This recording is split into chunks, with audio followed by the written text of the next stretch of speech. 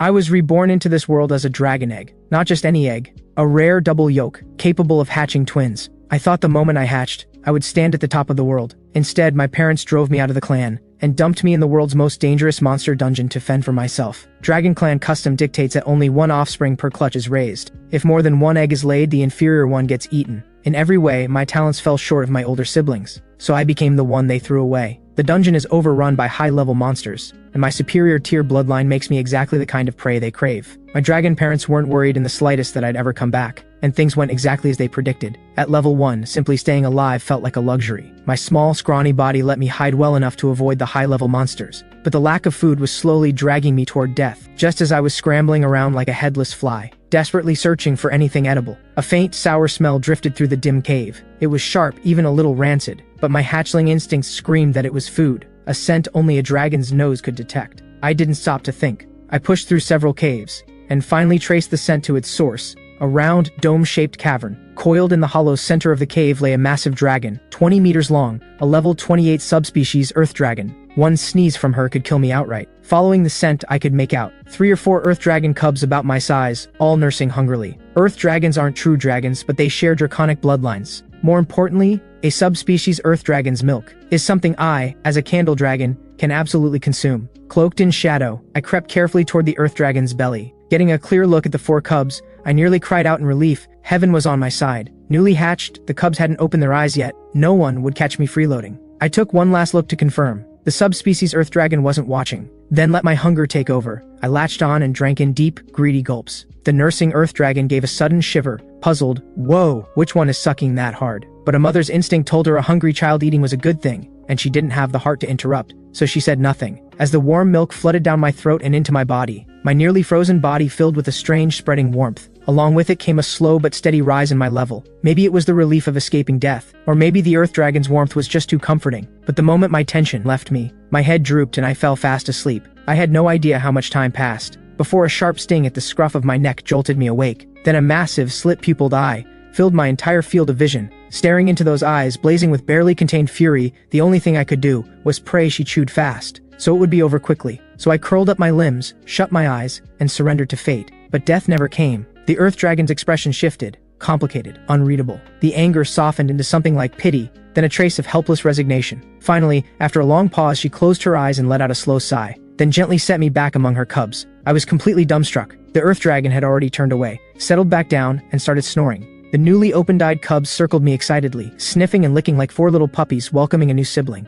No way, Mom's seriously keeping this ugly thing? He looks so weird, like some alien lizard crossbreed. I leaned in closer and realized every single word was an insult aimed at me. I opened my mouth and let out an angry roar. All 4 cubs froze on the spot. Clearly, they hadn't expected me to talk back. I hadn't expected it either. After leveling up and unlocking telepathic communication, not only could I understand other monsters, they could understand me too. And so I spent a leisurely 3 days in that cave. Living with the cubs turned out to be surprisingly pleasant. They had foul mouths, but that was the extent of it. They never actually bullied me. They mocked me endlessly, pretending to look down on my shameless freeloading. But in reality, because I was the smallest, scrawniest, and ugliest of the bunch, every time we slept, all 4 of them would circle around me. And whenever there was the slightest movement outside the cave, they would close in tight around me, barking things like, "Get back, you useless runt," and "Stay quiet and don't get in the way." But their actions told a different story. They were protecting me, the outsider. I'd secretly scanned their stats. They were far below mine, but I never let on. As a rare superior tier monster, my levels shot up much faster than theirs. In those few days, I'd climbed all the way to level 9. The 4 Earth Dragon cubs were only level 4.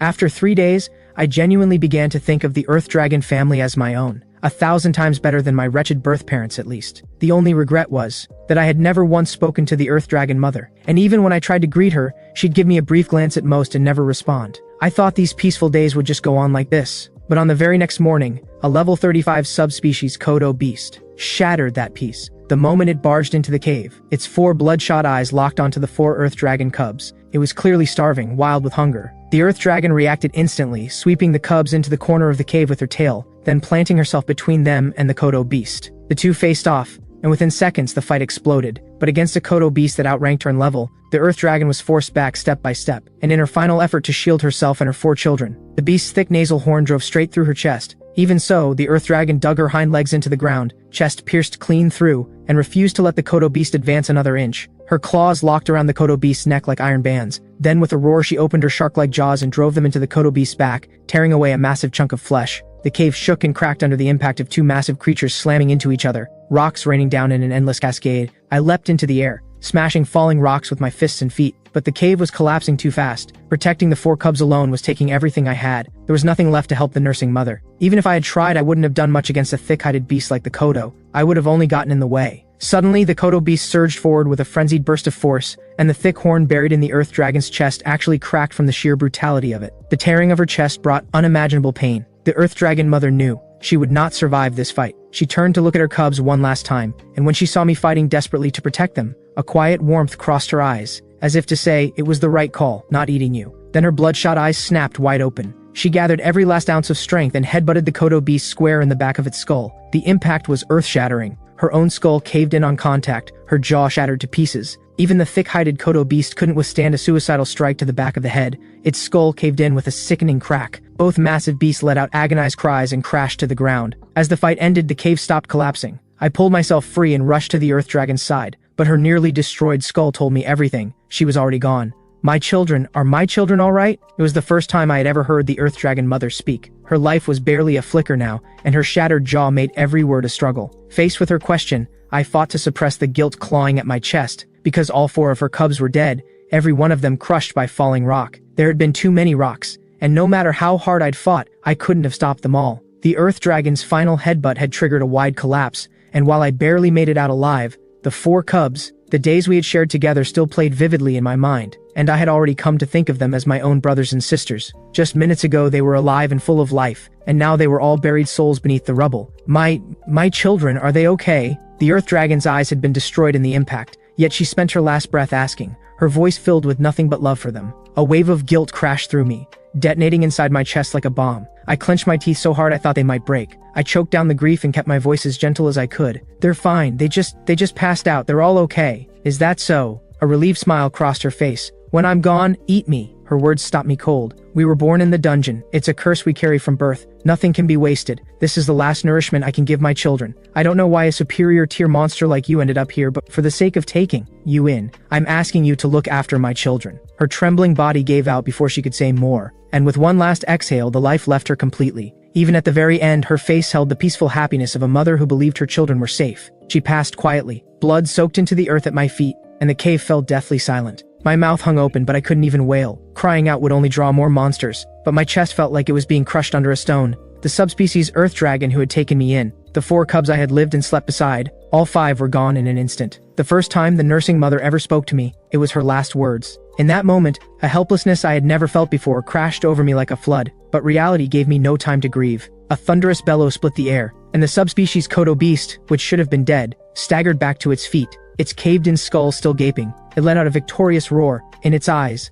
the tiny hatchling left standing before it posed no threat at all. But do you know what the best part of being thrown into this godforsaken dungeon is? I lowered my head and clenched my claws into fists, facing the enormous beast, my voice trembling, not with fear but with pure burning excitement. Notification: new skill dragon aura has been unlocked. It's that I get to kill you with my own two claws. With a roar, I launched myself straight at the subspecies Kodo beast. Its wounds were severe, but punching through that thick hide was still a pipe dream for me at this level. Still, there was a way. The path to victory had already been laid out for me, by the nursing mother herself. The way through its defense, the wound the nursing mother had torn open at the back of its neck. I roared and shot forward like a streak of light, driving straight for the back of the Kodo beast's head, both claws fully extended, driving in and ripping the wound wide open. 3 days of the nursing mother's silent, distant composure, scrambling for food alongside the four cubs, sleeping curled up together. These images flashed through my mind like a spinning lantern, and my killing intent swelled to heights I had never known. Nothing existed in my mind but one thought: kill this Kodo beast and avenge them. 3 or 4 hours later, I stood before the earth dragon mother's body, resting my claws gently on her, feeling the last warmth still left in her.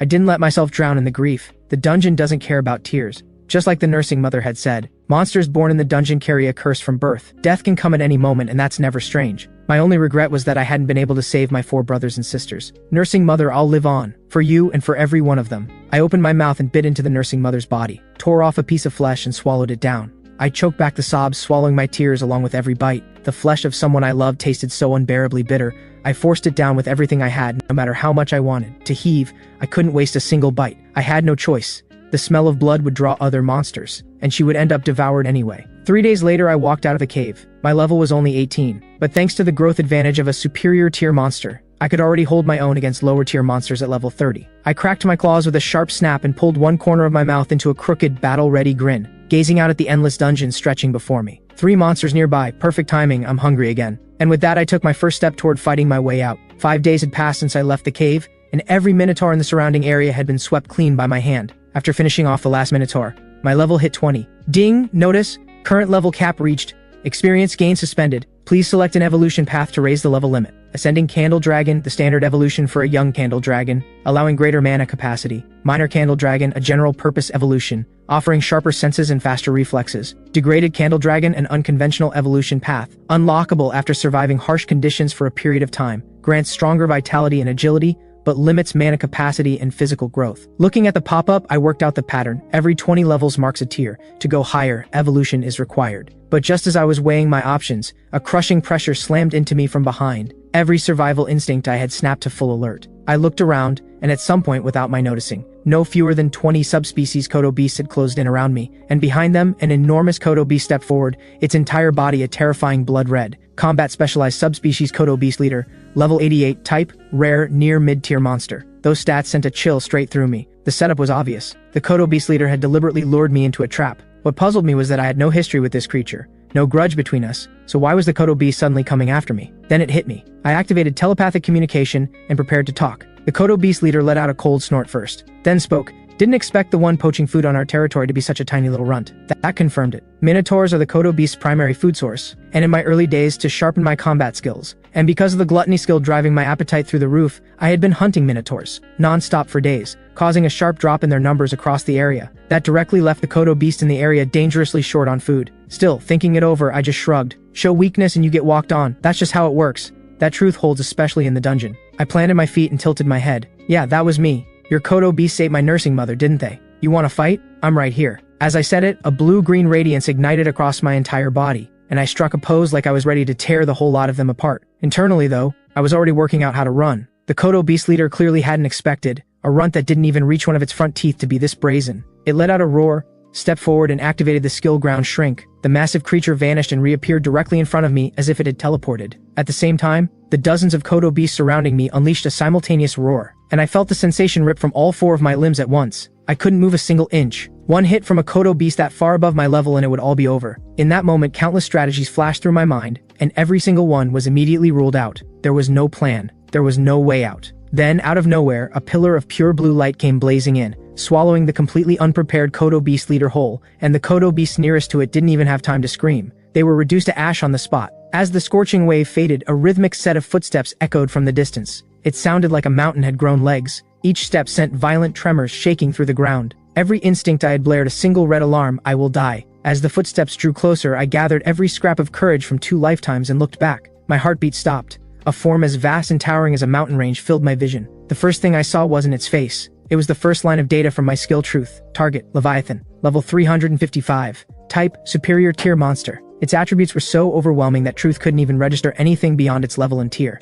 I held my breath, no time to think, no time to wonder why a dungeon boss was here on the first floor. As the footsteps slowly faded away, only when silence fully returned did I dare breathe again. My right leg had taken damage from the blast. After a moment's thought, I decided to evolve here and now. After confirming no other monsters were nearby, I pulled up the evolution options again. Fledgling Candle Dragon is the most orthodox evolution, but it increases body size. In the confined spaces of the dungeon, that would only hold me back. Out of the question. After carefully reading through the descriptions, I decided to go with Degraded Candle Dragon. In terms of stats, while it does degrade the bloodline, at its core it's still a Candle Dragon, leaving the door open to re-optimize back to a true Candle Dragon in the future, and its stats are far more balanced. Surviving in an ever-shifting dungeon isn't about specializing in one ability, it's about having more options. With that settled, I closed my eyes. Notification, evolution command received, evolution will complete within 10 seconds. With truth's familiar chime, a wave of warmth spread from my heart to every corner of my body. The pain, the cold, the blood-loss dizziness, all of it vanished. My depleted body flooded with hot, surging blood.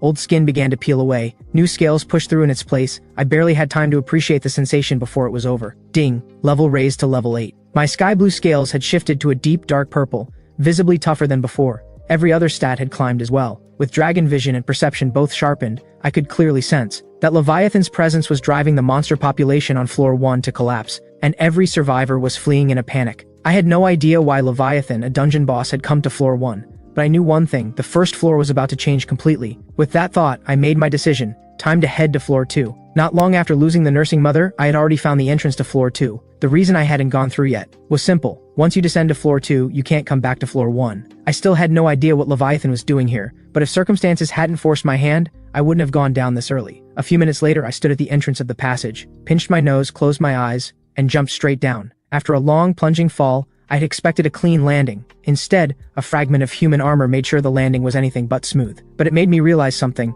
Is humanity really the dominant species in this world? I hadn't seen a single human since I was born. But just as that thought crossed my mind, an almost imperceptibly faint rustle came from 7 or 8 meters behind me. Thinking it was a monster attempting an ambush, I spun around in alarm. And the moment I did, my heart did something completely unexpected. Tucked at the corner of a dead-end passage not far away was a small, slender girl. First human I'd encountered since being reborn. And she was beautiful on top of that. For someone like me, a hopeless introvert who had been single for 2 lifetimes straight, the imagination wasted no time running wild. But just as I opened my mouth to say something, the girl let out a terrified shriek and dropped to the ground, scrambling backward in a panic, legs kicking desperately. But there was a stone wall just behind her, nowhere left to go. Her reaction baffled me. My chubby little hatchling form should have been adorable to any girl, shouldn't it? I lowered myself to the ground and crept toward her the way you'd approach a stray cat on the street. Hey, I don't mean any harm. I just want to know how you ended up here. Can you understand me? The girl only looked more terrified, mumbling something under her breath. Fight and maybe survive, don't fight and definitely die. Master Ginge, please grant me strength. Words that made little sense to me. Growing anxious, I tried to move closer to explain myself. But the moment I came within 2 meters, she exploded into action,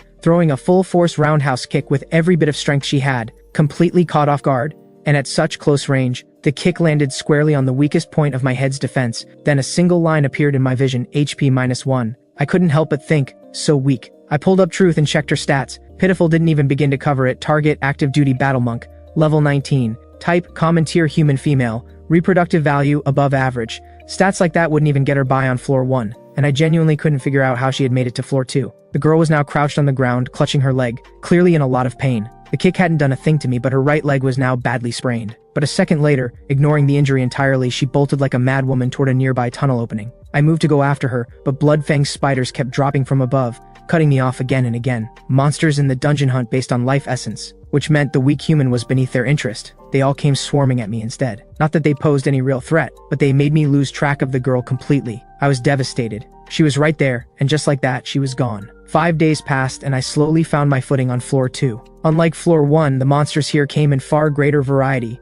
Nearly every day I ran into species I'd never seen before, and that included humans, except every human I found was a corpse or a pile of remains. The girl from that day still lingered in the back of my mind, mostly because she was human. In recent days I had come across human remains more than once on floor 2, and even a large number of human footprints, suggesting a group of at least 200 to 300. Still, I very much wanted to find them. The dungeon environment clearly isn't built for humans. If they had the means to enter, logic suggested they also had the means to leave. At least that was the logic, and the possibility was exactly what I had been longing for. Unfortunately, days of trying to track human signs had yielded nothing useful, only more remains, one site after another. Then, just as I was about to leave the cave, a needle-sharp chill shot down my back. My body reacted before my mind did, a side roll, pure instinct. A highly compressed blade of wind grazed past my head and carved 4 deep gashes several feet long into the stone wall, as if the rock were nothing more than paper being scratched by a cat. No time to think. I immediately activated the sharp hearing that came with dragon vision, and picked up a small creature not far away,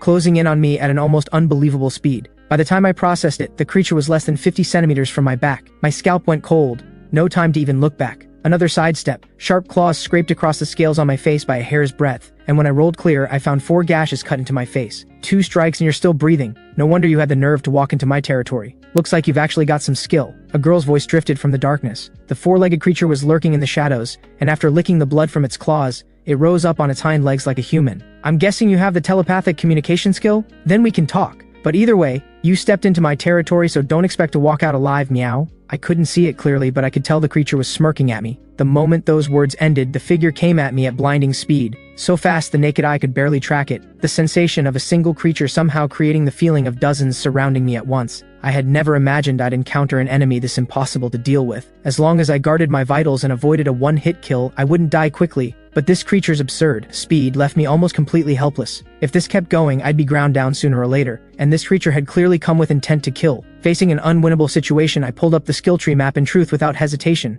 I had studied the skill tree before, Though it looked complex, most skills were simply upgrades or branches of existing ones, and couldn't be unlocked without the prerequisites. But the base level skills, those I had memorized long ago precisely for a moment like this. Unlock Dragon Perception, 1 unlock point consumed, unlocked. Unlock Mental Focus, 1 unlock point consumed, unlocked. Unlock Pulse, 5 unlock points consumed, unlocked. A streak of light swept across the skill tree. As the nodes for Dragon Perception and Mental Focus lit up, my eyes snapped open, and in an instant, the world looked different. I spun and threw a punch at the empty air behind me. A sharp impact, and an afterimage went flying. Without a word, I followed up with a blast of dragon breath. The creature didn't even have time to cry out. A torrent of blue fire swallowed the entire underground chamber in an instant. I caught my breath and quickly checked my stats. The cost had been enormous, but there was no time to dwell on that. I noticed my experience points hadn't moved at all, which meant the target wasn't dead. My heart lurched. A point-blank hit from a void dragon breath was no small thing. I moved forward until I spotted the charred creature in the corner. Only then did my heart finally drop back into place. But the moment I got a clear look at what it was, something twisted hard inside me. Mutant Mongoose. Level 51. Humanoid. Type: Legendary mid-tier monster, shapeshifted form. Reproductive value extremely high. Staring at the pop-up, a pain I had never felt before twisted through my chest. I had nearly killed a mongoose? Mongooses are a common monster on floor 2 of the dungeon. Cat-like in form, but with a face closer to human. And 2 tails. It should have been nothing more than a common, unremarkable monster. But never in a million years had I expected to stumble across a mongoose that had completed its shape-shifted form. Aside from the cat ears and tails, every part of her looked completely human, no matter how you looked at it. Though over 80% of her body was burned, you could still make out what she had looked like before. And me, who had never hesitated to finish an enemy, I found myself unable to deliver the final blow. What's the holdup? Just kill me already, meow. The mongoose glared at me with burning hostility, and I found myself genuinely thrown off. After thinking it over for a long moment, I finally landed on a halfway decent excuse. Cat meat doesn't taste good, too sour and tough, and I don't like them this scrawny. The shape-shifted mongoose let out a cold snort. Think I look helpless, so you feel too sorry for me to eat? Spare me today and next time I'll be the one killing you, meow.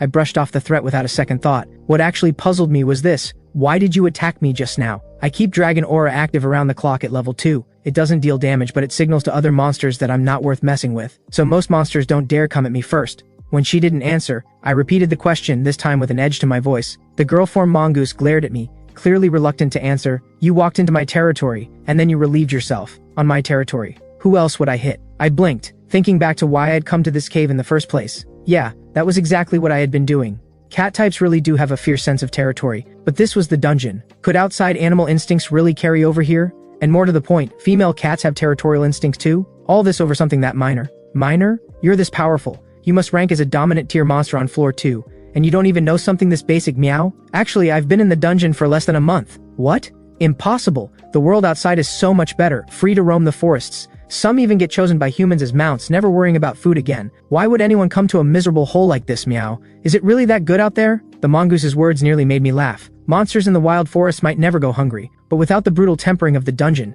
they're completely helpless when humans come for them in force. And as for becoming someone's mount, maybe some humans do treat their mounts with care. But for most, it means freedom stripped away and value wrung out without a shred of mercy. No different from a chicken in a cage waiting to be slaughtered. 1 month in the dungeon, and the clearest thing I've come to understand is this. The dungeon is a slum for monsters, but it's also a place that truly belongs to them. I didn't bother explaining any of that to her. The girl-form mongoose was beginning to writhe in visible agony. What are you waiting for? I lost, just kill me already. What, do you enjoy watching me suffer, meow? There wasn't a trace of fear in her voice. If anything, she sounded like someone who had finally been given permission to rest. It brought to mind something the nursing mother had once said. We monsters are born in the dungeon. It is a curse we carry from birth. For a long time, I had avoided using telepathic communication, afraid that hearing the dying pleas of monsters would make me go soft. No matter what I'd become, I was still human inside, capable of basic empathy and pity. But in this place, those feelings could get me killed. Maybe it was something else entirely. But looking at the mongoose's wretched, pitiable state, I found myself hesitating. I wasn't stupid enough to just let her go, though, only to have her come back and kill me someday. Just as I raised my claw to finish it,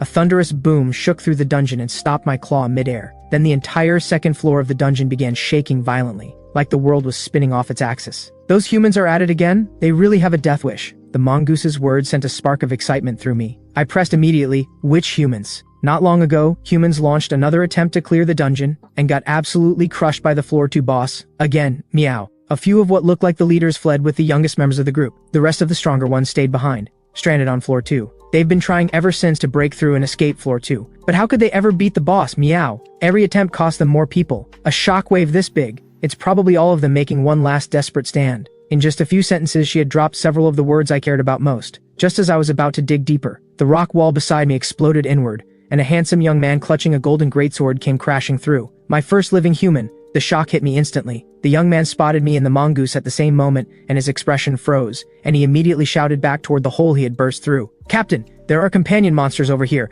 I'll handle them. Focus on the boss. Leave the monsters to me." With that, he dropped into a stance that said one of us was walking away and the other wasn't. The hatred burning in his eyes left me genuinely confused. I'd barely opened my mouth to explain, when the young man heard me speak, and instead of calming down, it fired him up even more. Cold sweat broke across him instantly, and he began muttering, "A mythic tier juvenile monster. If we don't deal with it here, next time we attempt this floor we'll be facing 2 of them. We won't make it out alive. For the sake of those who come after us, I have to keep it here, even if it costs me my life." A stampede of frustration thundered through my mind. "Are you serious right now?" That little monologue was almost moving. I'm practically tearing up. "Hey, are you even listening to me?" The young man's greatsword let out a sharp ring, and a surging, overwhelming battle will erupted from every pore of his body, the energy pouring off him multiplying tenfold in an instant. Then he shot forward like an arrow released from a bow, closing the distance in a heartbeat. Target, Holy Knight. Level 32. 1 class advancement. Type, Elite Tier Human. Most of his stats outstripped mine. At full strength, my skill advantages would have made short work of him, but I was wounded, and a direct confrontation was out of the question. Besides, I had no intention of picking a fight with a human. In the 2 seconds I spent hesitating, I dodged the incoming slash, scooped up the mongoose by the scruff of her neck, hauled her onto my shoulder, and sprinted in the direction furthest from the boss and the young man. The mongoose clearly hadn't seen that coming. One moment she was on the ground, the next she was being hauled off for no apparent reason. "What do you think you're doing, meow? I won't let you get away with this." The dazed mongoose bit and clawed at my bare head. "Shut it," I barked, then reached up and pinched the scruff of her neck. The mongoose went red in the face instantly. Her one remaining ear drooped, and her body went stiff as if frozen. The young man was already on top of me, a downpour of golden sword strikes raining in. I dodged sideways, and couldn't help raging internally. If I were at full strength, there's no way some nobody like you would be chasing me around. Exhausted, I had no choice but to swallow my pride in silence, and run with every last drop of energy I had. And so the chase began, man and dragon, one behind the other. 2 streaks of light weaving through the dungeon, locked in a furious pursuit. I'd assumed the young man would give up after a while, but after 2.5 hours of non-stop chasing, though he was clearly running on fumes, he refused to quit. Now I was genuinely furious. If things continued this way, the next strike would be his last, and his most ferocious. If he backed off now, I'd simply leave and save myself the effort. But if he dared throw everything into a single all-to-out strike, I would absolutely smash his head in. As it turned out, just as I made that decision, waiting to see what the young man would do, he let out a battle cry, every vein across his body rupturing at once, pouring every last drop of his battle will into the golden greatsword. Facing the young man's final, all-consuming strike, I let out a weary sigh. Unlock invincibility. 5 unlock points consumed. Skill invincibility level 1 unlocked. In that moment I became a cannonball, shooting straight into the path of the sword beam. In an instant the sword beam shattered like rice paper, a spiraling hole punched clean through it. The young man never could have predicted that the creature he had just been chasing would suddenly turn and charge straight at him, let alone that a strike loaded with every ounce of his battle will and mana could be broken through so effortlessly. But there was no time left for him to process any of it. A single crack of impact. My hardened headbutt landed full force in the young man's gut, and he let out a gut-wrenching scream, his body spinning like a pinwheel as it flew backward, smashing through dozens of thick stone pillars one after another, until he finally slammed into a stone wall and stopped. When invincibility wore off, I collapsed completely, my body melting into the ground. I thought I could finally catch my breath, but a cascade of level-up notifications hit me and sent my head spinning all over again. Since evolving, the experience required per level had skyrocketed, and the multipliers had gone through the roof. It had been a long time since I'd seen multiple consecutive level-ups. This human's combat power was roughly on par with a Kodo beast, and yet this supposedly weak human had sent me rocketing up 6 levels in one go, from post-evolution level 11, all the way to level 17, nearly 12,000 experience total. It practically felt like the system was encouraging me to kill humans. Ding! Main quest unlocked, defeat the floor 2 boss, Medusa's head. Quest reward 50 unlock points. That notification snapped me upright. After everything I had survived, every near-death battle I had clawed my way through, including the 5 points I had just earned, I had scraped together a grand total of 35 unlock points. And this single quest was offering 50? Just then, the mongoose's voice came from behind me. I turned around. She was staring at me as if she were looking at something that shouldn't exist. "Why is it that when you killed that human, all your injuries healed completely?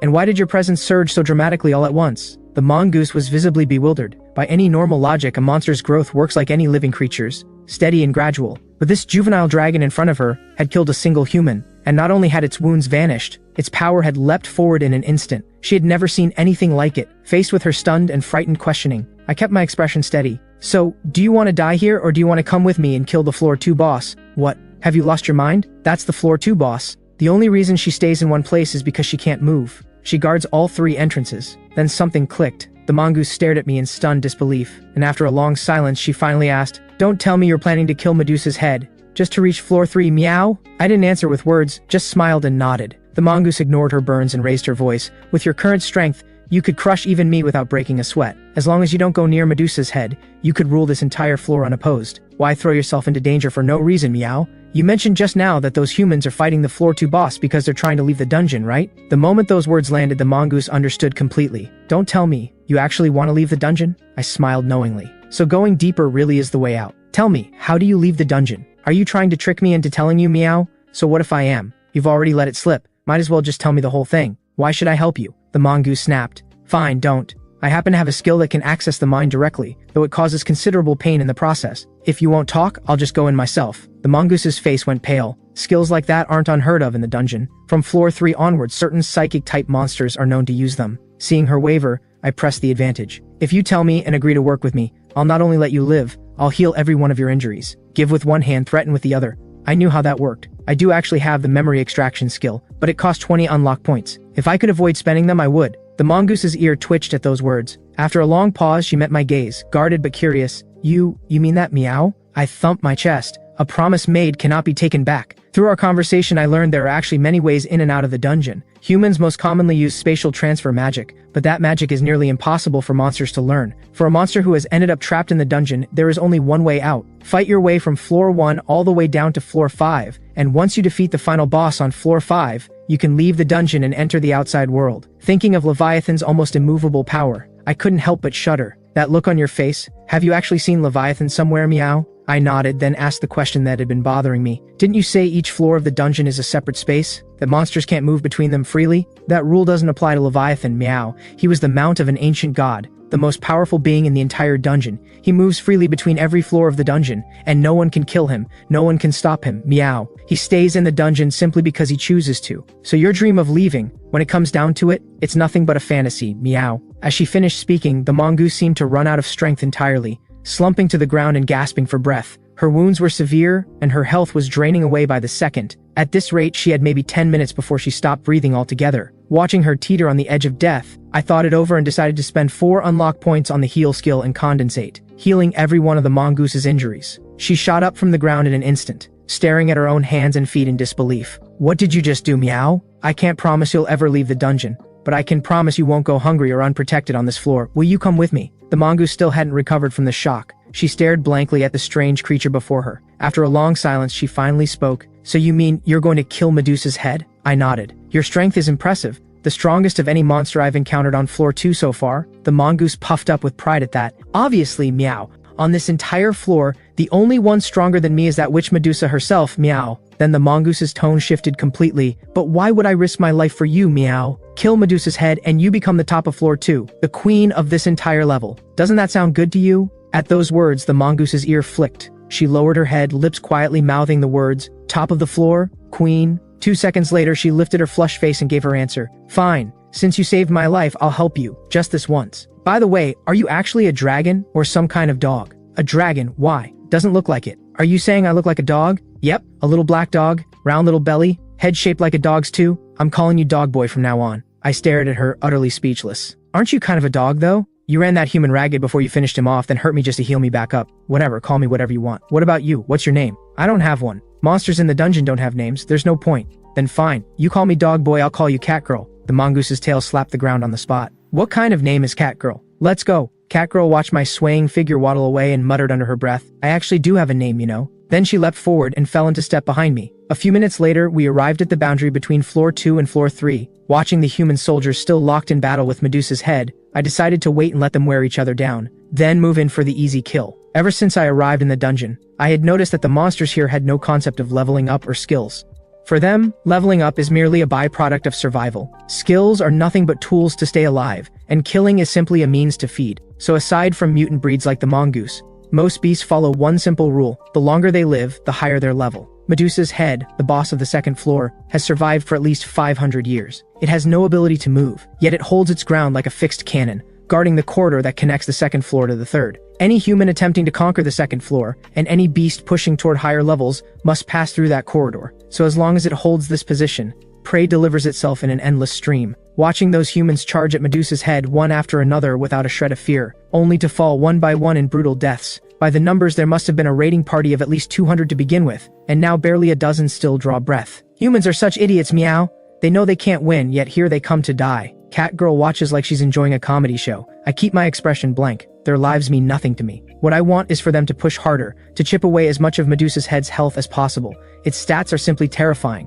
Facing it at full strength would be suicide. The humans' wave tactics have failed, but Medusa's head has taken real damage. For a long time to come, it won't be this weakened again, and I have no intention of letting every human here die. The survivors still have their uses. By now, only 9 humans remain. I use every second to think, running through every possible strategy at full speed. Medusa's head has a perception stat of 8,000. A surprise attack is completely out of the question, but a direct confrontation, even in its current weakened state, offers no chance of winning. In the end, I decide to pour all my unlock points into Comet Strike, then unleash the most devastating blow I can to shred its health bar. After that, I'll grind it down in a war of attrition. That's the only path to victory. I commit every available unlock point. This is all or nothing. From my fight with the young knight and everything I've observed since, I know these humans fight without any fear of death. Backed into a corner, they will launch one final suicidal charge. Just as I finish thinking, the 9 surviving humans drag each other to their feet and unleash a roar in unison. 9 streaks of red light flood the hollow cavern, turning darkness into blinding noon. I see it. My moment has arrived. I exchange a glance with Catgirl, then spring forward, hugging the shadows, and creep to the very edge of Medusa's head's detection range. On the battlefield, humans continue to fall one after another, when only 3 remain, with one shielding the others with his own body. The final 2 humans at last close the distance to Medusa's head, leap into the air, and drive a spear and a blade deep into its lower jaw. Medusa's head lets out a hysterical shriek. With its physical defense at 0, that strike from 2 feeble humans rips away over 1,000 points of health in a single hit. At the same moment, Catgirl in her beast form seizes the opening, and blazes toward Medusa's head like a silver streak of light. But against Medusa's head's perception of over 8,000, she's still too slow. Nearly half the snakeheads snap around in an instant as if they knew she was coming from the very start. Well, so the eternal runner-up thinks he can swoop in and steal the prize? Perfect, I've been wanting to eat you for a long time. That is what Medusa's head thinks in that instant. What it doesn't expect is a third presence beyond the humans and Catgirl. With weak point break activated, several glowing red spots flare to life across Medusa's head's body. Those are her physical weak points. A direct hit on any of them means maximum damage. I've been charging for some time. I focus, take one step forward, and the ground erupts. Shards of rock shoot skyward all around me. My whole body becomes a cannonball, melting every stone pillar in my path into rivers of magma. At level 5, Comet Strike converts all attributes into skill power at 4 times their value. A full charge Comet Strike pulse is power beyond imagination. The searing heat and crushing force shred those serpents in a pulp on the spot. A thunderous boom, and Medusa's head releases a grotesque shriek that sounds like 1,000 voices screaming at once. The blow caves in the back of its skull, and the massive body that had not moved a single step in 400 years is launched over 100 meters through the air and slammed deep into the rock wall. I have no time to heal. I fix my gaze on Medusa's head, barely visible in the distant cloud of dust, and only when I see the panel read 0 health do I finally exhale. The 2 surviving humans stand frozen, staring in disbelief. They can't believe a beast just saved their lives. We made it! The second floor boss is dead! That's right, Zhang. Looks like 2 beasts tore each other apart and we walked away alive. The older square-jawed knight can barely contain his joy. So what do we do now? Zhang, the younger knight, asks. The knight named Luo swallows hard, and the joy in his eyes slowly gives way to bloodlust. No matter what, a beast is a beast. This dragon-type beast is small, but I can feel the pressure radiating from its core. If it's allowed to grow, it will become a threat to all of humanity. With that, Luo picks up a broken sword from the ground and limps toward the fledgling candle dragon. We're never leaving this hellhole alive, but killing both Medusa's head and this dragon, that would be the greatest gift we could leave for those who come after us. Zhang hesitates for a moment, but picks up a weapon from the ground all the same. I hear every word they say. Biting the hand that feeds, no phrase suits these humans better, but it doesn't bother me, because this was always part of the plan. Comet Strike has drained every last drop of my stamina. In this state, the fastest way to recover is to level up. Humans are weak but loaded with experience points. I was planning to kill them to recover anyway. If they'd shown gratitude, my conscience might have made it awkward. Their betrayal? I couldn't have asked for better. But just as both knights move to strike, and I am ready to counter, a deafening boom erupts from the rock wall that Medusa's head was slammed into moments ago. It explodes outward, and a massive serpent bites Luo clean in half. I recognize that serpent immediately. It's one Medusa's head's snake hair, and in that instant something clicks. That's why, after taking down Medusa's head, my experience points didn't go up at all. The hissing of serpents closes in from every direction. The survival instincts I've built up in this dungeon kick in instantly. One dragon claw drives straight through Zhang's chest. Level up complete. My condition snaps back to peak in an instant. What's going on, Meow? Didn't Medusa's head already die? Why are these snakes still alive? A chill runs across my scalp. Something just hit me. We've been played. That human head shape was nothing but a decoy. The true body is the hundreds of serpent demons that form its hair. The skull is merely a hub, a node for connection and regeneration. Right now, hundreds of serpent demons split into two groups. Half surge toward me, half go after Catgirl. There are so many of them, striking from every angle at any moment. And the worst part, all those hundreds of serpent demons count as a single entity. Killing a handful of them makes absolutely no difference. But there is a way. I casually tear a serpent demon to shreds, then glance toward Catgirl. Even with her agility advantage, she's only managed to cut down 5 or 6. I know that if this keeps up, we'll be whittled down to nothing. I signal Catgirl with my eyes to move closer. In this form, Medusa's head's combat power has jumped dramatically, but without the skull-shaped connector. It has also lost its regeneration and magic resistance. One wide-range area attack to wipe out all the serpent demons, that's all it takes to kill Medusa's head for good. And I happen to have exactly that skill. Void Dragon Breath. It's the most powerful offensive skill every dragon is born with, dealing massive area damage to everything around it. Combined with Comet Strike, it converts all personal stats, health, and mana into raw attack power. The downside is that using it leaves me on the brink of death. I would never touch this move unless there was absolutely no other choice. Catgirl is at my side now. The moment she reaches me, I slap her away with a dragon claw. Surrounded by over 200 serpent demons closing in from all sides, I plant my feet and stop dead, and open my jaws wide. In an instant, blue flames explode into every corner of the cavern. Over 200 serpent demons don't even get a chance to react. They are swallowed whole by the blazing heat. But watching those serpents char and crumble, I feel nothing like relief. Because when the heat wave finally fades, I still receive no experience from Medusa's death. As I scan my surroundings with rising caution, a golden serpent demon bursts from the rock floor, jaws wide, driving straight for the center of my forehead. It moves so fast that I barely catch an afterimage. In my current state, a direct hit would mean instant death. But at the very last second, Catgirl, who had been behind the rocks, suddenly throws herself forward, shielding me with her body. There is a sickening crack of bone as the golden serpent clamps down hard on Catgirl's arm, dropping her already razor-thin health points to single digits. Gritting through the pain, Catgirl uses every last scrap of her strength to tear the serpent into 3 or 4 pieces, and sends them flying. I activate Truth to take a look, and find, to my shock, that this was Medusa's head's core beast. Even more unbelievable, I was saved by this not-so-clever cat. I stare at her fractured arm, genuinely puzzled. Why did you save me? By any logic, the best move would have been to let the core beast kill me, then finish the core beast yourself. Catgirl's face is pale, but she forces out a smile. Didn't we have a deal, Meow? We were going to kill this thing together. I become the boss of the 2nd floor. You take off to the 3rd. On top of that, you saved me earlier. There's no way I'm letting you die, Meow. Her naive words make me feel something close to amusement. Thinking back on the humans and their cold ingratitude, it seems my long-held belief in human supremacy needs some serious rethinking. I walk over to what remains of Medusa's head, crush its skull under my foot, pick up the pieces, shove them into my mouth, chew twice, and swallow. Notification: main quest 50% complete. Unlock points received. Current level raised to level 20. Evolution conditions have been met. Only when I hear the completion chime do I finally let go of the tension, and collapse to the ground, gasping in great heaving breaths. At the same time, Catgirl wraps her arms around me with gleeful force, and rubs her face all over me like there's no tomorrow. I have to say, Catgirl's human form is impressively well endowed up top. I use Condensate and Heal to take care of her injuries first. Then I look around. With Medusa's head dead, the passage to the 3rd floor is wide open. But just as I'm about to leap into the corridor, Catgirl speaks up, reluctance written all over her face. We make such an amazing team. If you stayed, we'd be unstoppable on the 2nd floor, Meow. She pauses, as if an idea has struck her. Her face going red as she blurts out, You're super smart, and I'm super strong. I'll be the queen of the 2nd floor, and you'll be my royal strategist. I'm a little baffled. I have no idea what possessed this cat to come up with something like that. I shrug. Forget it, I've always been more of a blue sky, warm sunshine kind of person. With that, I step forward and drop straight into the corridor. Catgirl makes a move to follow, but my voice is already drifting up from the passage below. There's nothing left on the 2nd floor that can threaten you. Until we meet again, Catgirl. For others, the corridor to the 3rd floor might as well be a death sentence. But for me, it is the only road to freedom. The very next second, I regret everything. The 1st floor was a rocky cavern. The 2nd was a muddy underground pit. What I never could have expected is this. The 3rd floor is a vast open world of ice and snow. As far as the eye can see,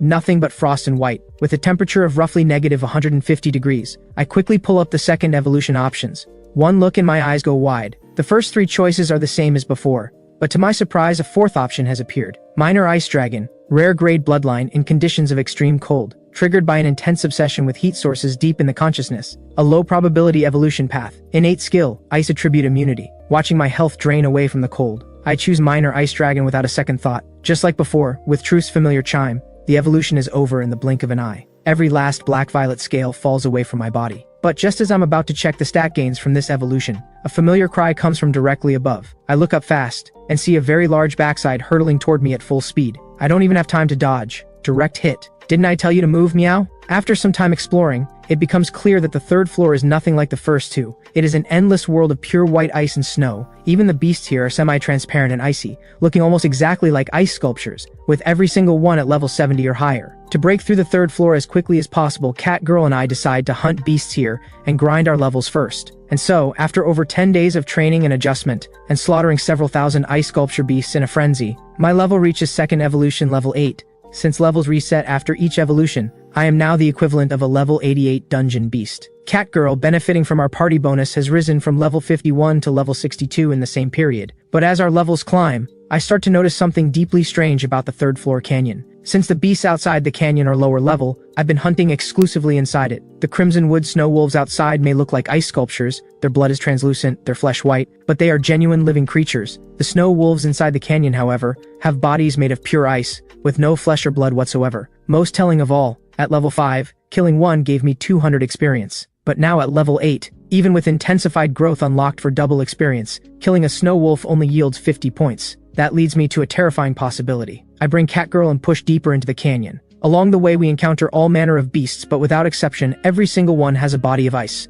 No instinct, no intelligence, no ability to communicate. Most shocking of all, deep inside the canyon, I find a human, with a body made entirely of ice. This only cements what I already suspect. Every beast in this canyon is a summoned puppet, and since there are almost no weak stragglers among the canyon beasts, the creature behind all of this must be overwhelmingly powerful. Almost certainly the third floor boss, the Ice Phoenix. Catgirl and I press forward for 3 full days. Through relentless killing of the summoned puppets, I reach second evolution level 11, while Catgirl climbs to level 75. But leveling up restores your body, not your mind. Catgirl, who has barely rested at all, is stumbling with every step. I'm done, meow. Can we please take a break? The third floor boss is right around the corner. Rest after we kill it. If you're tired, you can stop here. At your speed, you'd catch up to me within an hour. Catgirl grimaces at that. She clearly can't bring herself to leave me on my own, so she grits her teeth and keeps moving. Dog boy, you've been acting a little strange lately, meow. Why are you so set on killing the boss? Because I want to level up faster, kill Leviathan and get out of this hellhole. My reasons are simple. No matter what I become, I'm still human at heart. I want a quiet, peaceful life. This dungeon was never where I belong. Catgirl looks like she wants to say something, but when she sees the iron resolve in my eyes, she just presses her lips together and forces herself to follow.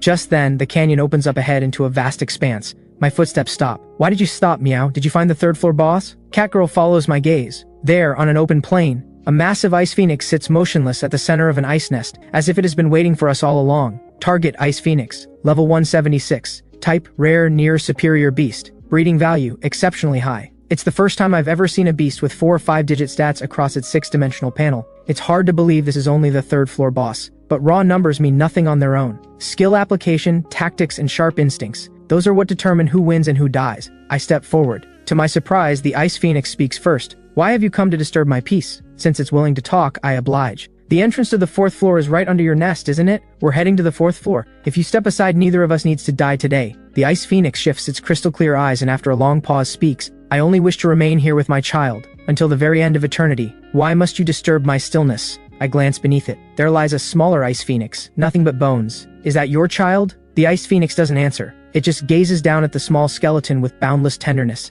as if the child were still alive. I have no patience for this, and no interest in its circumstances. I take my stance and prepare to fight. Catgirl watches this and seems reluctant to fight the Ice Phoenix, not out of sympathy or curiosity, but simply because she doesn't think we can win. But I don't care about any of that right now. Whatever happened between you and your child, I just want to reach the 4th floor. At those words, the Ice Phoenix lifts its head and looks at me with something like warmth, and continues in its incomprehensible way. I see. You also wish to become a playmate for my beloved child? My last shred of patience gone, I stop talking. Riding the force of pulse, I become a blue-green cannonball, and slam into the Ice Phoenix with everything I have. I open my jaws wide, and fire 3 consecutive blasts of Void Dragon Breath Pulse. Catgirl swings both forelimbs in rapid succession, launching dozens of wind blades simultaneously. Our attacks rain down on the Ice Phoenix like a storm, slashing her health down to 1/5, but I feel no joy, only growing dread. because from the moment the fight began, the Ice Phoenix hasn't counterattacked. She hasn't even moved from its spot, standing there like a post, utterly unmoved no matter what we throw at it.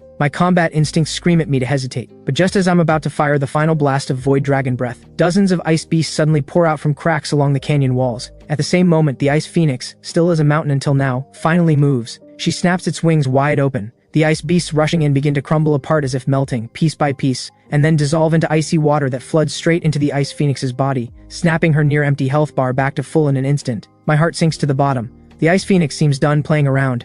It beats its wings with explosive force, conjuring a hurricane beyond imagination. Ice begins to creep from my fingertips and toes, and within a single breath, my entire torso is locked in ice. Consciousness bleeds away from my body fast. In my fading state, one voice reaches me, "Dog boy, run, you miscalculated.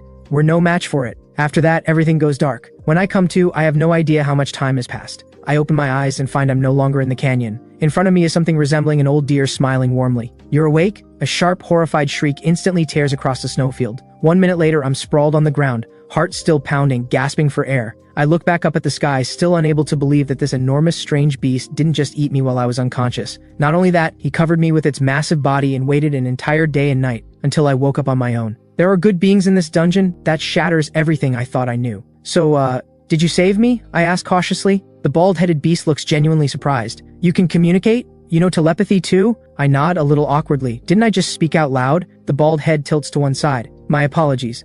I've been alive so long that my memory's gotten a bit fuzzy. But the one who saved you wasn't me. It was your friend." I blink at that. "That mongoose of yours, how could you forget?" "The mongoose? Cat girl?" I freeze on the spot. Fragments of memory flash past like a spinning lantern. I remember, the Ice Phoenix's freezing aura had already locked my entire body in ice. But at that very moment, Catgirl stepped up, charged to my side, and used every last bit of her strength to hurl me out of the Ice Phoenix's nest. Crying out, "Dog boy, come and save me!" The full weight of it hits me. I drop to my knees. My chest feels like it's been seized by an invisible fist and crushed. The brutal truth and the helplessness it carries crash over me like a wave and drag me under. If I had been even slightly more careful, none of this would have happened. If not for Catgirl, the one dying at the Ice Phoenix's hands would have been me. That cat of yours threw you to the rim of the Ice Valley, and I happened to be passing by. Honestly, it's been a long time since a beast of your caliber has shown up on the 3rd floor, so I thought, why not bring you in? Back when I fought in the Dark Valley War, I had a friend like that too. But you don't look that upset. Isn't that cat your friend? The old beast tilts its head, puzzled. She is, a stupid cat. She risked her life to save you. How can you seem so unfazed?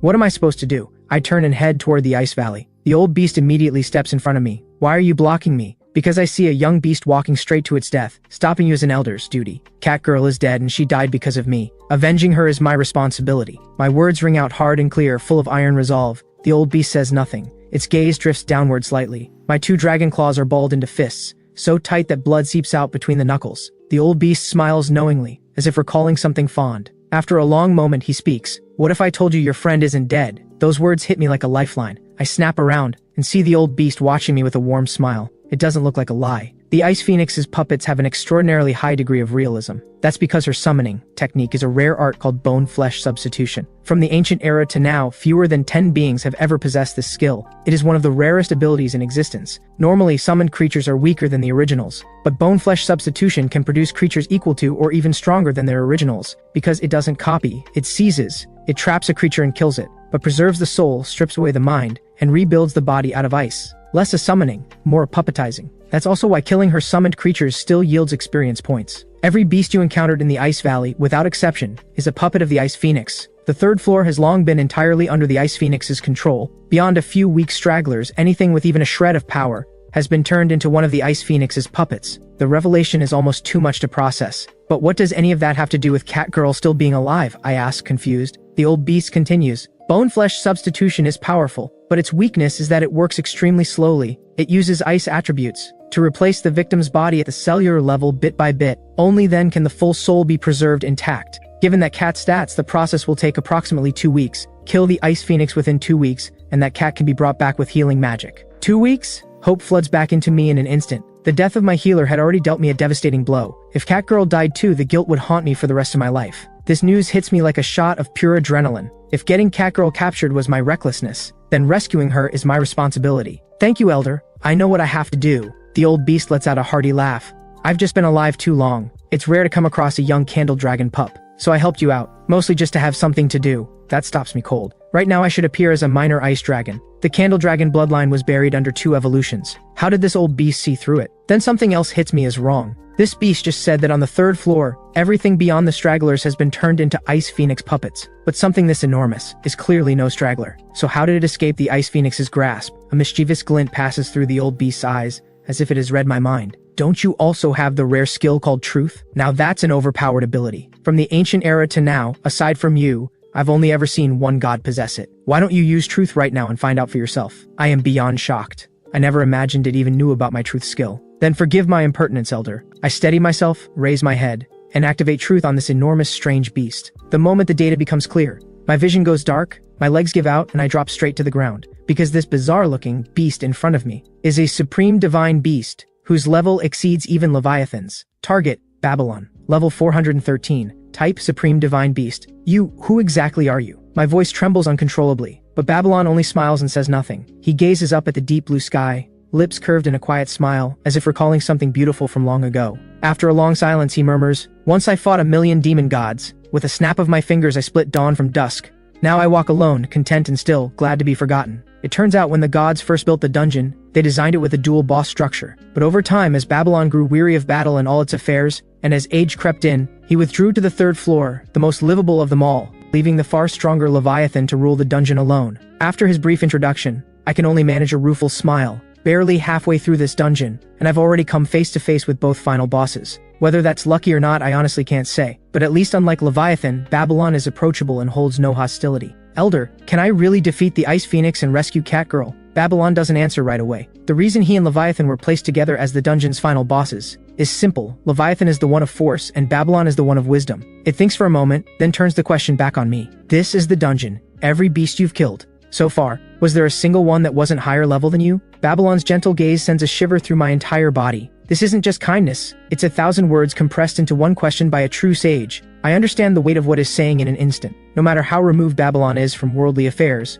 it is still a dungeon boss, and so is the Ice Phoenix. Its act of saving me could be seen as appreciation for a talented beast of the dungeon. But as a final boss, there is no way Babylon would ever teach me how to kill another boss. I bow my head in thought for a long moment, then rise. Thank you, Elder, I understand. I turn and head in the direction of the Ice Valley. 2 weeks? No, 10 days. 2 weeks is cutting it too close. Catgirl might not hold on that long. 10 days. That's all I'm allowing myself. Subtract the time I was unconscious, and I have 9 days left, and none of it will be wasted. I stand at the entrance of the Ice Valley, pick up a chunk of ice weighing over 10 kilograms, and then channel every bit of my strength, combine it with pulse, and hurl it into the valley with full force. The sheer power behind the throw gives the ice the destructive force of a cannonball. It crashes into the ice wall over a kilometer away with a thunderous boom, and the explosion of sound instantly enrages the icebone kites clinging to the wall. In moments, 2,000 to 3,000 icebone kites lurking near the valley entrance take to the air all at once. But looking at the overwhelming swarm, I just smile. Here's the thing. The Ice Phoenix can restore its health by absorbing its own ice puppets. As long as ice puppets remain in the Ice Valley, the Ice Phoenix is effectively unkillable, and every beast in the Ice Valley has been turned into an ice puppet. So why not strip it of that ability while powering myself up at the same time? Before re-entering the Ice Valley,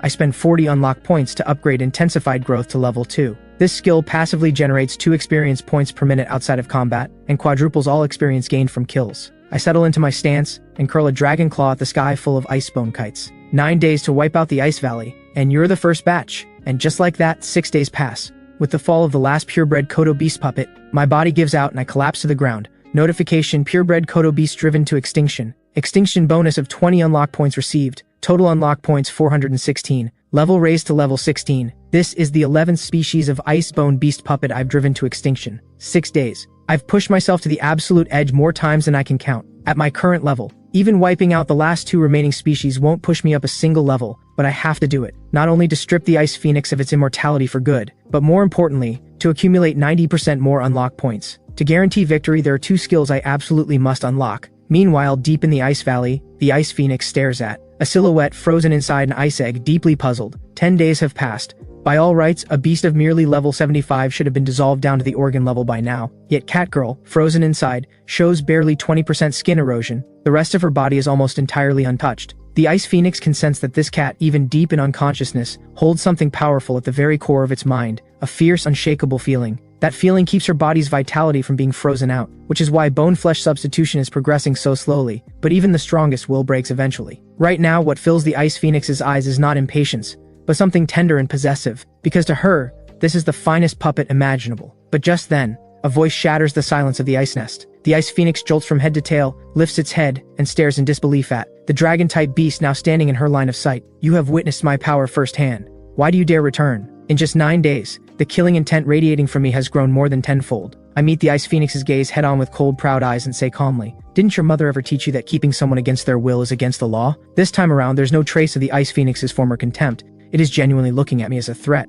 9 days ago, the Ice Phoenix had been surprised to find such a powerful beast still roaming the third floor, but in its eyes it still wasn't an opponent worth taking seriously. At most, just slightly stronger than the average weakling. But in a mere 9 days, she now sees in this small creature a transformation that turns everything on its head. There's no telling how much longer Catgirl can hold on. I waste no words. I take one step forward, become a streak of lightning aimed straight at the Ice Phoenix's face, and drive a kick into its face without mercy. The impact carves a curved shockwave that slices the ground apart like a blade. The Ice Phoenix snaps out of its shock and explodes with rage, eyes locking onto me, and unleashes a blast of freezing breath. But the moment the breath leaves its mouth, the Ice Phoenix is stunned to find that the small dragon which had been right in its face has vanished as if it teleported. "Up here, you lunatic!" My voice comes from directly above. The Ice Phoenix snaps its head up and sees that somehow I've leapt to nearly a kilometer in the air, with a void dragon breath building in my jaws so scorching hot that space itself warps around it. Last time, when it tanked 4 blasts of void dragon breath, the Ice Phoenix relied entirely on its immortality and watched our all-out assault like a clown show, not taking us seriously at all. But this time is different. An instinct silent for over 1,000 years screams at it.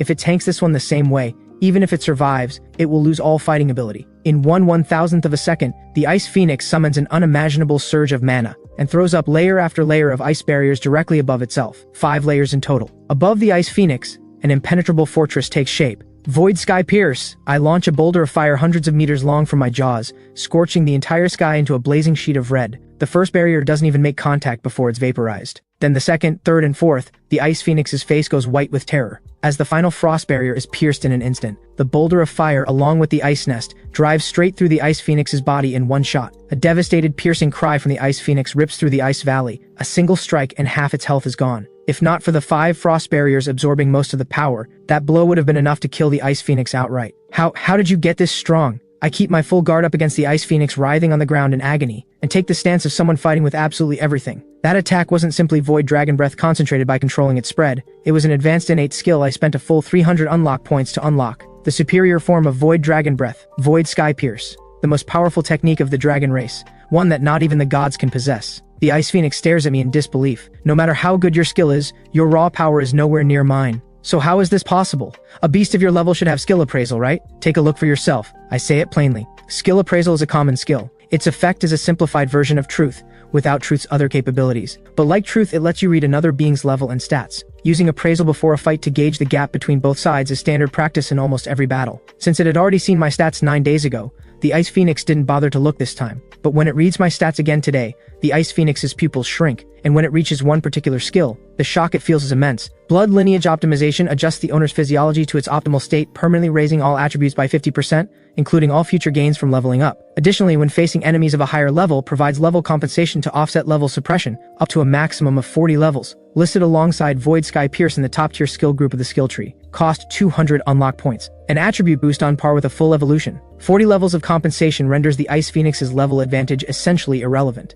And finally, Rapid Regeneration. That underwhelming skill I had dismissed before, now has its moment. At a cost of 5 unlock points, it passively restores health and mana as long as I go more than 10 seconds without taking damage or expending resources. 505 unlock points, nearly everything I had, and it gives me the foundation to stand against the Ice Phoenix. You also wish to shatter the peace my child cherished? The Ice Phoenix roars, and snaps its wings wide open. Faced with my utterly transformed power, the Ice Phoenix has no choice but to get serious. Drain ice puppets to recover, boost stats, then overwhelm opponents through sheer numbers. That has always been the Ice Phoenix's strategy on the third floor. But after a full 10 seconds, not a single ice puppet appears anywhere near the nest. Surprised? I tilt my head with a smirk. The Ice Phoenix finally realizes something has gone terribly wrong. Unlike standard summoning, bone flesh substitution creates ice puppets with genuine life force. As a result, controlling them demands an enormous expenditure of mental energy. Even controlling large numbers, it can only issue basic commands. The puppets have to rely mostly on their own judgment. That makes sensing when any individual puppet is under attack essentially impossible. With at least 300,000 ice puppets in the valley, tracking all of them would require a perception stat of over 3 million.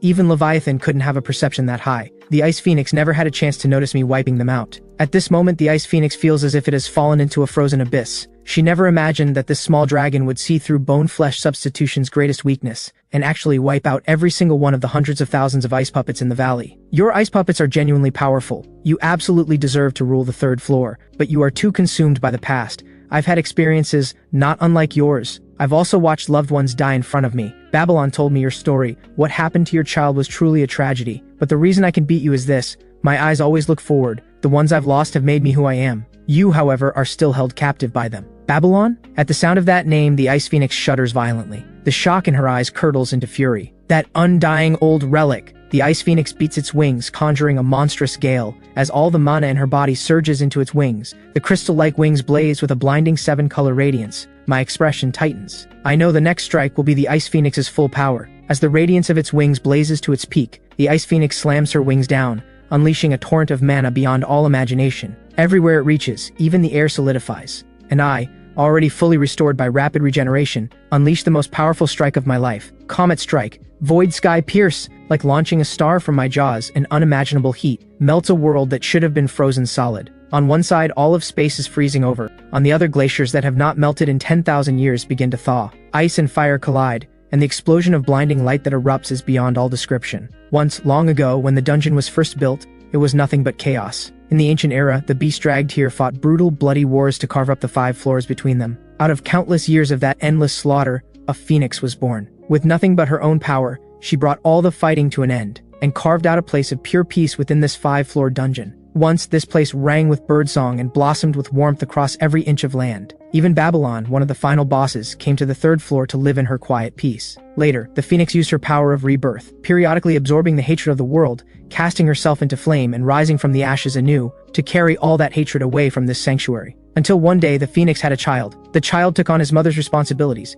helping to tend this paradise on the 3rd floor of the dungeon. But what the Phoenix and her child didn't know was that hatred and greed can never be fully erased. Leviathan, the lord of the dungeon, would not allow the beasts here to live in such ease. Beasts must be beasts, locked in the endless cycle of killing, evolving, and being culled. So Leviathan came to the 3rd floor, killed the Phoenix's child, and stripped all the beasts of the 3rd floor of their intelligence, leaving them mindless, nothing more than killing machines. The Phoenix still remembers what her child said in his final moments. How wonderful it would be if this peace could last forever. If only we could sever the curse of this dungeon. Babylon, you are a lord of this dungeon equal to Leviathan. Why did you stand by and let Leviathan destroy everything I built here? Faced with that question, Babylon's answer is only 3 words: I did try. Babylon told me your story. Facing the dying Ice Phoenix, the fury in my eyes slowly dissolves, giving way to a compassion I'd buried deep inside. In its final moments, the Ice Phoenix fixes its gaze on me. I only wanted things to be as they were before. Everyone living in peace, no more killing in this world. But what you have done is crueler than killing. I refuse to let this world become what Leviathan wanted. I only wanted to protect the peace of the 3rd floor, and sever the curse that binds beasts to this dungeon. But what you have done is exactly what Leviathan wants. You yourself have become the very beast Leviathan desires. The Ice Phoenix closes its eyes, but she is not yet dead. She simply no longer wishes in these final moments to say anything more. I stare at the Ice Phoenix and sink into thought, until the Ice Phoenix finally breathes its last. I don't say a single word. I'll sever that curse for you. Those words won't come, because they're simply not true. Even if I do one day kill Leviathan and leave this dungeon, another beast will rise to take its place. I'm sorry, I'm not capable of your kind of greatness. Dreams that grand are nothing but illusions. All I want is for the people beside me to stop disappearing. In the end, I speak what's truly in my heart. I don't know if it's my imagination, but the moment those words leave my mouth, the look of lingering regret on the Ice Phoenix's lifeless face seems to fade away, replaced by the faintest trace of peace. With a soft crackle, the Ice Phoenix's body crumbles entirely into a field of shattered ice. Notification: level raised to level 17. Main quest complete. 80 unlock points received. With the Ice Phoenix's death, the glaciers begin to crumble, and the temperature rises noticeably. I shift my gaze, and in a corner not far away, I see the Ice Egg holding Catgirl. Her presence is faint, but she's alive. I finally let myself breathe. Just as I move toward the Ice Egg to free Catgirl, something suddenly stirs among the shards of the Ice Phoenix's remains. Something rolls free from the rubble. Curious, I walk over and pick it up. It feels smooth and warm in my grasp, like jade, and turns out to be an egg-sized sphere of snow radiating soft blue light. Wait, isn't this a divine box? You've hit the jackpot, little one. This is a treasure that only drops with a 1 in 1,000 chance, when a beast above level 150 dies.